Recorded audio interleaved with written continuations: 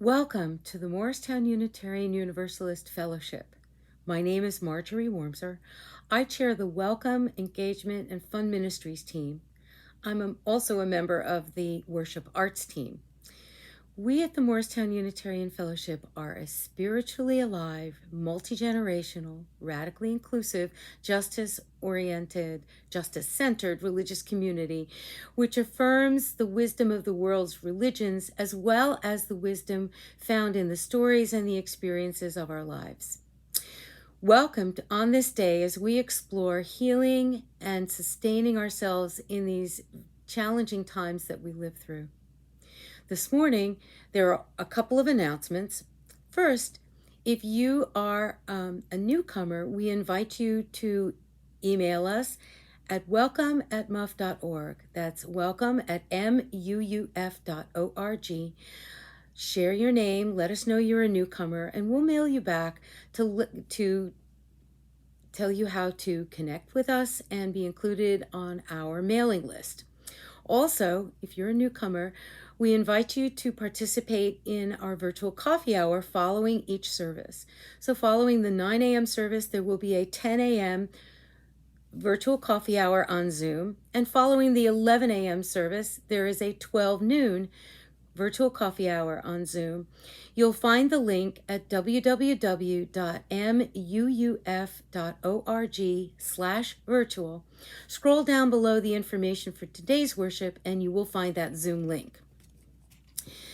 Our second announcement is about today's offering, which will be split 50-50 between the work of this fellowship and the work of the NJEJA, the New Jersey Environmental Justice Alliance, also known as the Alliance, which was founded in 2001 by a broad-based group of community, environmental, faith-based, labor, academic, and civil rights organizations, as well as individuals concerned about the increased siting of toxic and hazardous facilities in communities of color and low-income communities.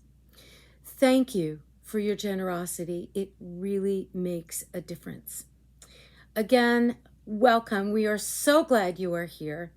And now, as Kris Johnson lights the chalice, the symbol of our faith tradition, we invite you to light a chalice or candle at this time.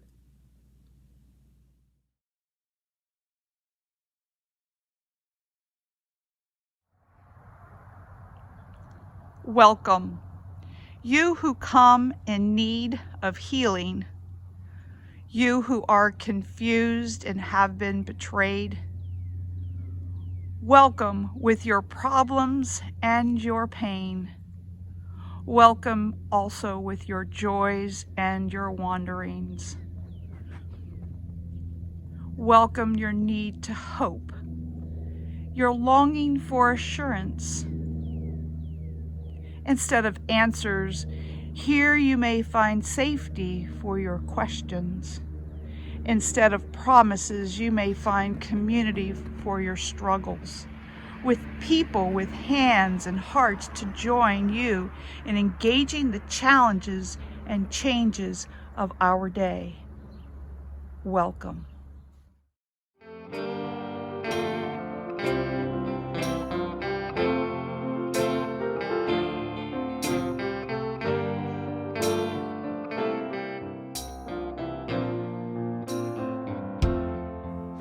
We laugh, we cry, we live, we die.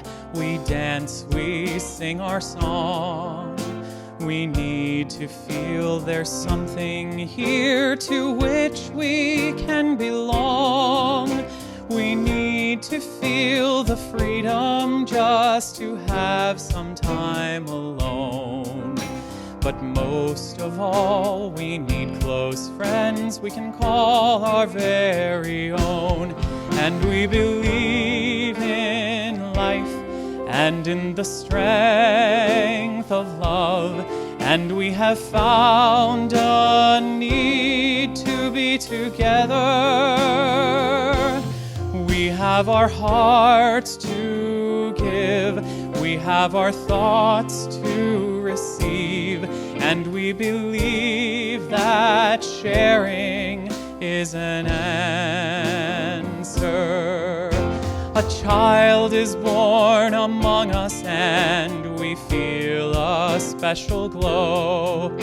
We see time's endless journey as we watch the baby grow. We thrill to hear imagination freely running wild. We dedicate our minds and hearts to the spirit of this child, and we believe in life and in the strength of love, and we have found a time to be together. And with the grace of age, we share the wonder of youth, and we believe that growing is an answer. Our lives are full of wonder, and our time is very brief. The death of one among us fills us all with pain and grief. But as we live, so shall we die, and when our lives are done, the memories we shared with friends, they will linger on and on. And we believe in life and in the strength of love, and we have found a place to be together. We have the right to grow. We have the gift to believe that peace within our living is an answer. We seek elusive answers to the questions of this life. We seek to put an end to all the waste of human strife. We search for truth, equality, and blessed peace of mind. And then we come together here to make sense of what we find. And we believe in life and in the strength of love. And we have found a joy being together. And in our search for peace, maybe we'll finally see, even to question truly is an answer.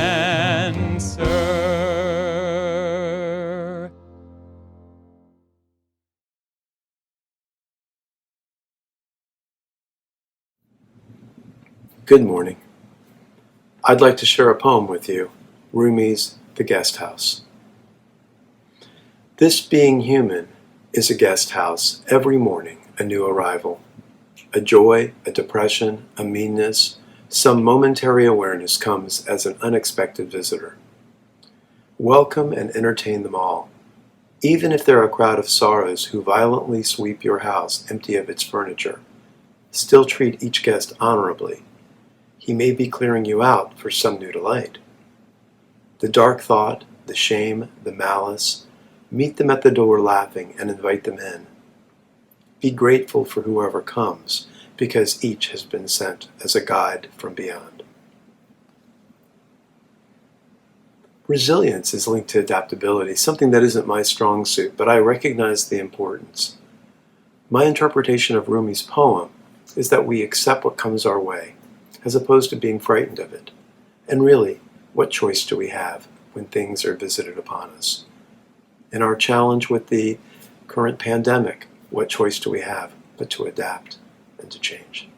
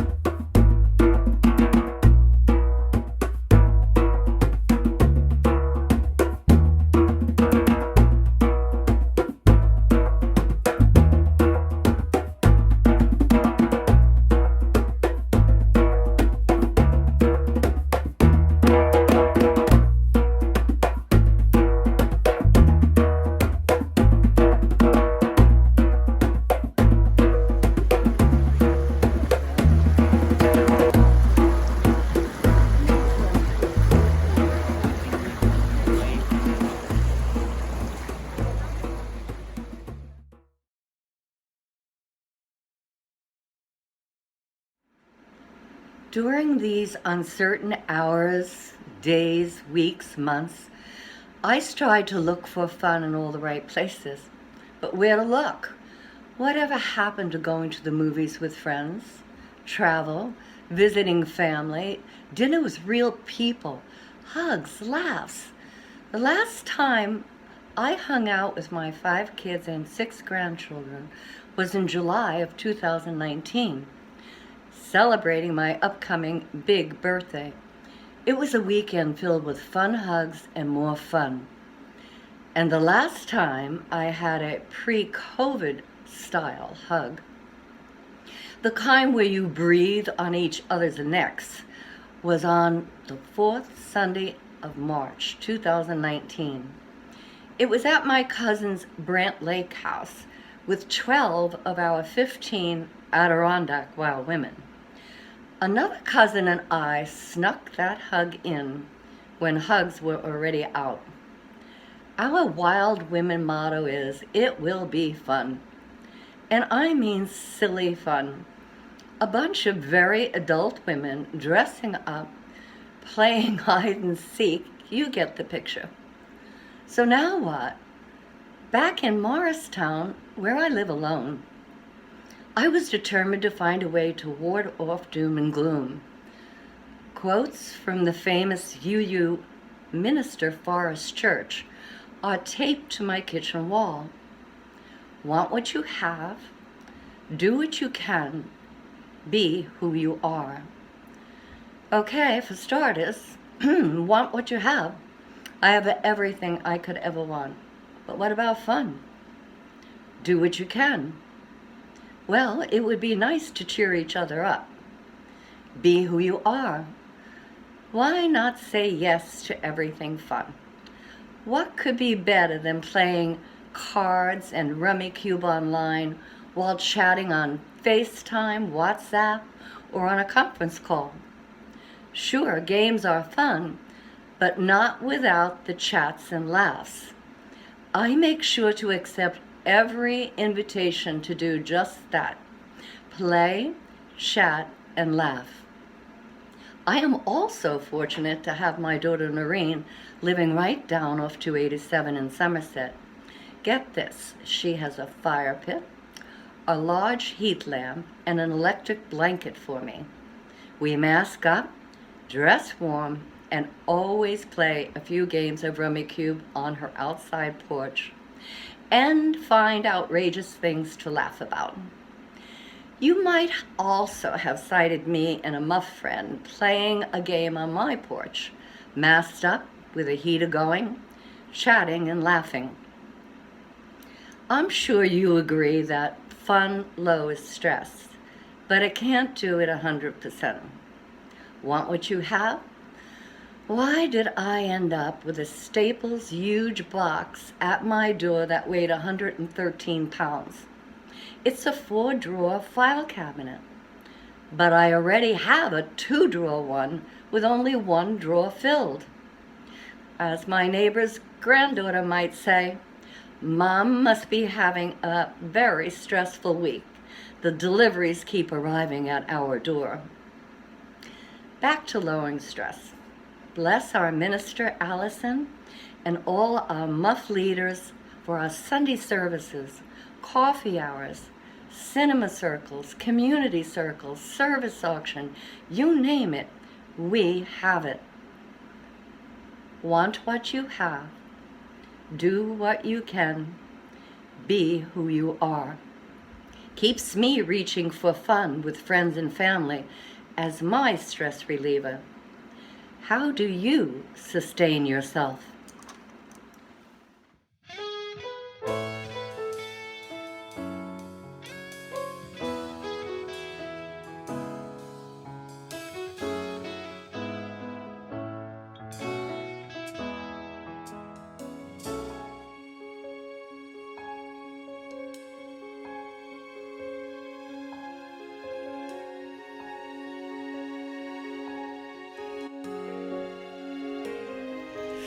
There is more love somewhere. There is more love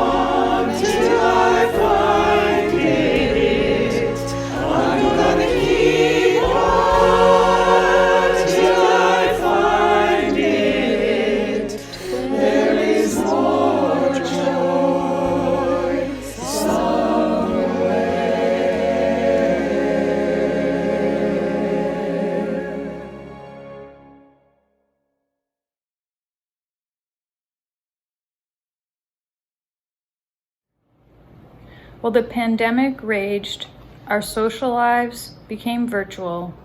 My world has disappeared. The functional vision I had finally accepted gave way to a new reality, one of confusion and deceit, as my residual vision of light and shadows no longer tells me the truth about what is there. As time continued, my lupus flared, leaving me in pain daily and the inability to participate in the activities I love so dearly. As numbness spread, so did my frustration, anger, and sadness. Just hearing the voices of others was not enough, and I found myself feeling more isolated, forgotten, fearful, and alone.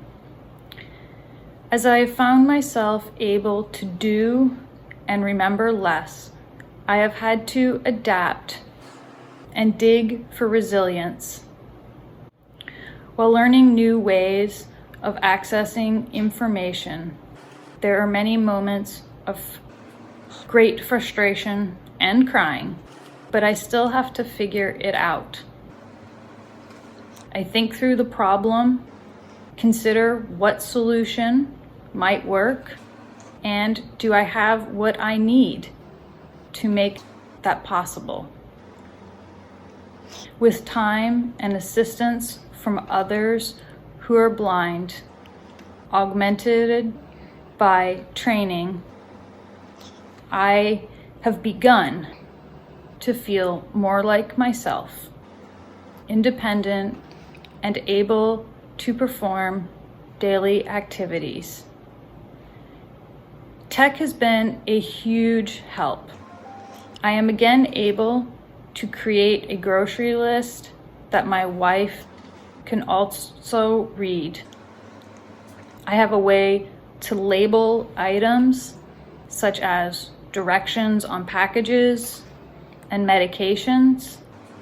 I have been introduced to, downloaded, and am working hard to utilize the technology accessible with just my phone.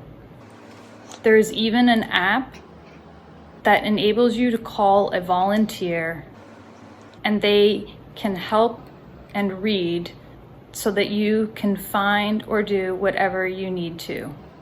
They do this by having access to the camera view. Sometimes you just need a set of eyes.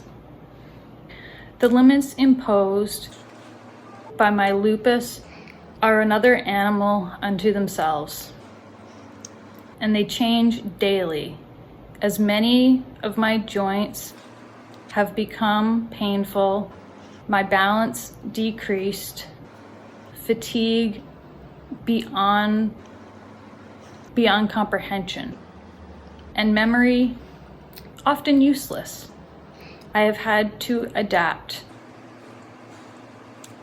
I've had to learn other ways.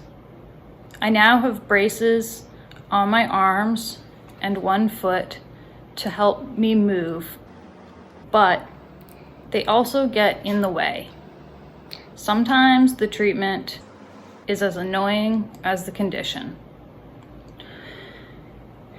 Though both conditions make life more difficult in general, the constant change and inability to predict how I'm going to feel has the greatest impact on my relationships with others.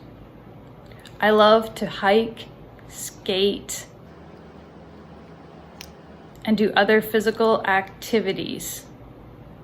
But now, just walking down the driveway can be exhausting. Though I want to schedule activities and gatherings with others, I do not, because I don't know if I will be able to do it that day, if I will be up to it. And one of the worst feelings is disappointment. Disappointment for myself, compounded by disappointment for others that I've let down because of my unpredictable health status on any given day, I maintain as much as I can an outward shell of confidence, happiness, and stability. But the reality is, resilience is not always easy. In fact, it rarely is. And we must be attuned to those who appear to struggle and those who do not, as they may be struggling just as much, but in silence, and maybe alone. Often a listening ear or a chat can be one of the grounding blocks in building one's resilience. Consider being a block in someone's pyramid of resilience. My strategies for coping are evolving as I am no longer able to do the woodworking and outdoor activities that have sustained me in the past. I am determined to find new opportunities that are within my abilities and fulfill my needs. I will prevail.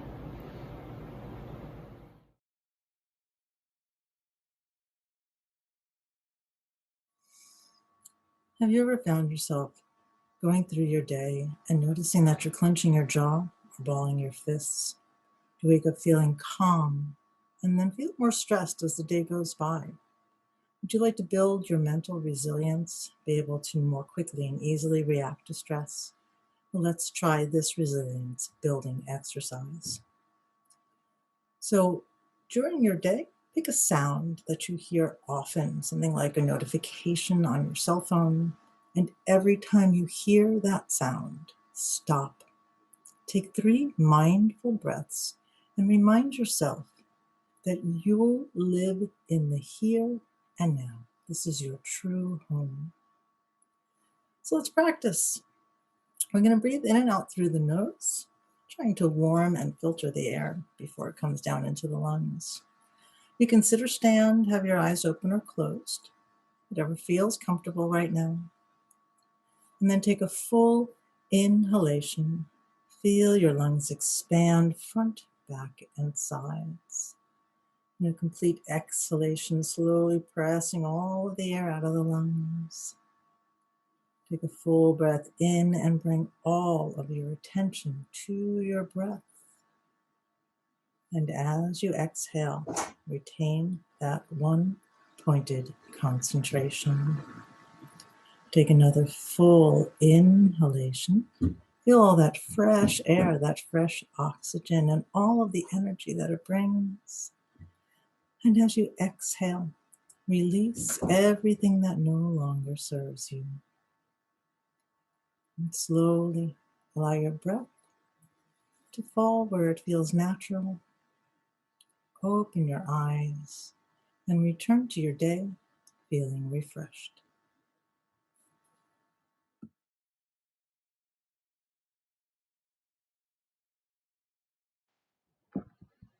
True healing needs to be an inside job. At age 42, I began my journey toward becoming the person I am today. I could no longer hide from myself. There was a massive amount of dysfunction in my sense of self that I later learned to be typical of adults who had experienced childhood trauma. There were buried and unresolved emotions from growing up in my childhood home and family, and they were beginning to take a toll on my mental and physical health. For me, it was many years of constant anxiety and panic attacks, which eventually led to chronic fatigue. Growing up as a traumatized child,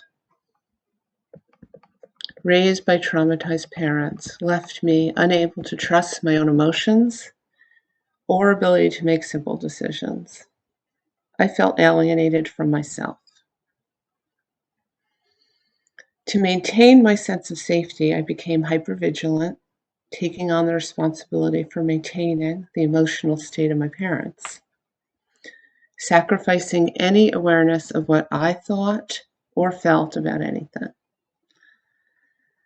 All of this, as you can imagine, made it hard to become a functioning adult. I had become stuck in survival mode, in a constant state of fight or flight, unable to access a sense of calm and safety. To avoid being alone with myself and my thoughts, I had to keep busy.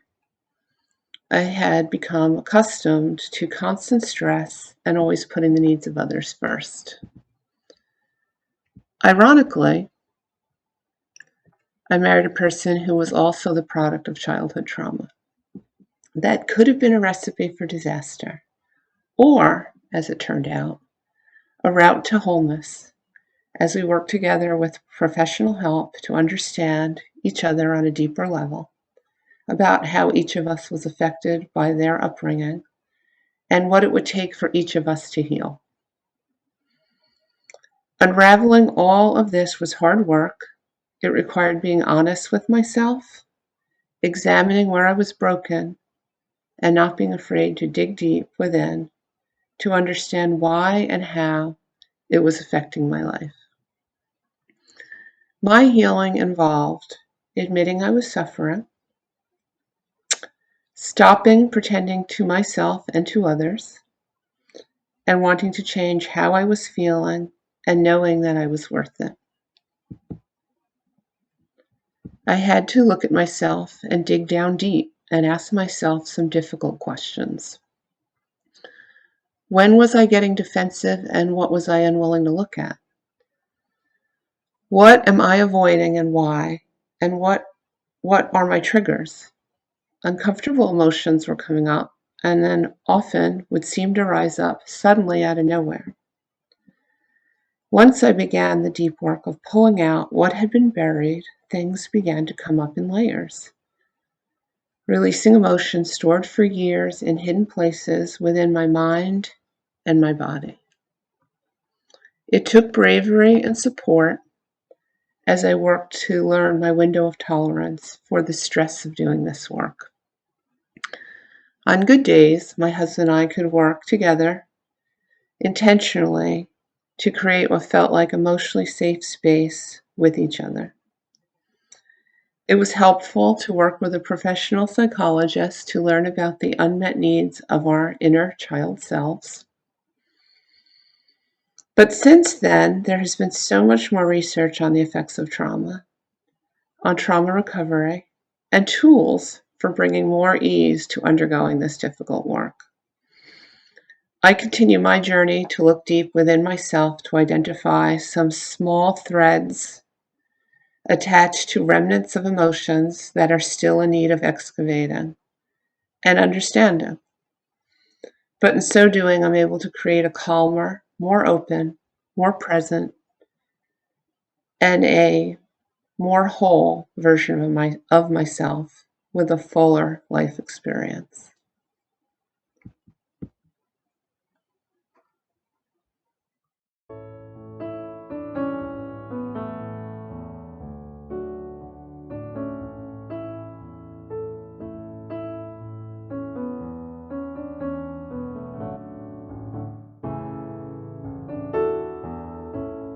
Comfort me, comfort me, comfort me, oh my soul. Comfort me, comfort me, comfort me, oh my soul.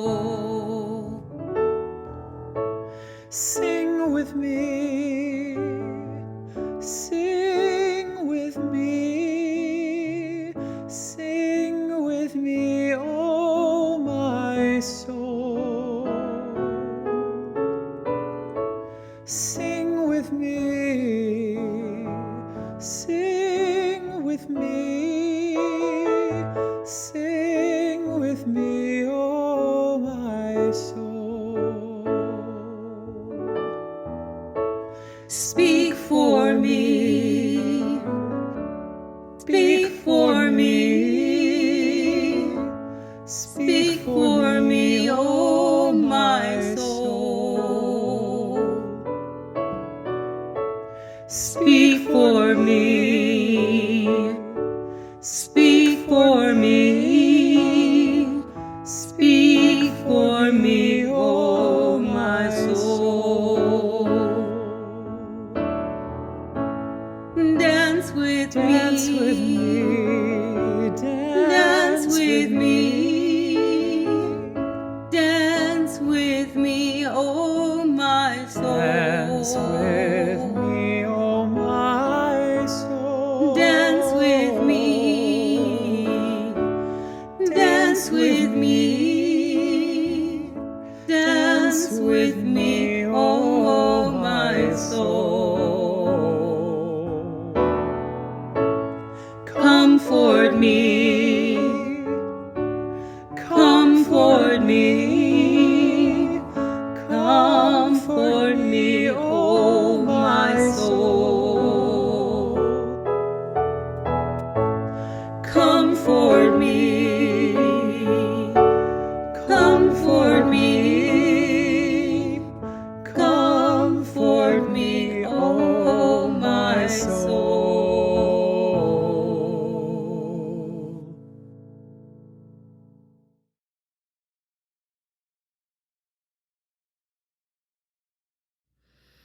We hope that this morning's worship service will inspire your journey to explore pathways for compassionate self-care, to heal, sustain yourself, become resilient.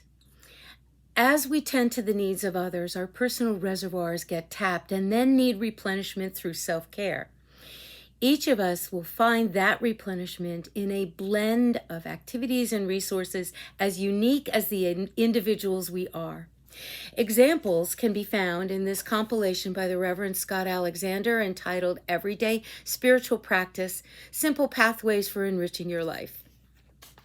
Whether you choose poetry, humor, music and dance, a walk outdoors, gardening, conversations with friends and loved ones, deep contemplation, meditation and prayer, breathing exercises and yoga, culinary arts, needlework, woodworking, any of a myriad of possibilities. Find what's right for you to heal, to center, to become resilient, and be well.